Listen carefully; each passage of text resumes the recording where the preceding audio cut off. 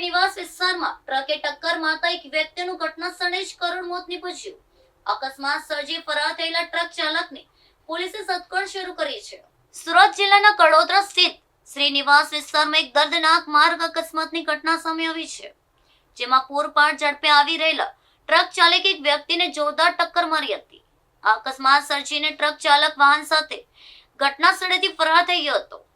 ટક્કર એટલી ભીષણ હતી કે ગંભીર રીતે ઘવાયેલા વ્યક્તિનું ઘટના સ્થળે જ કરુણ મોત નીપજ્યું હતું.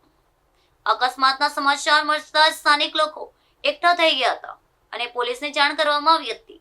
અચાનક બનેલી દુઃખદ ઘટનાના પગલે મૃતકના પરિવારજનો પર આભ તૂટી પડ્યું છે અને સમગ્ર વિસ્તારમાં શોકની ભારે કાલીમાં છવાઈ ગઈ છે.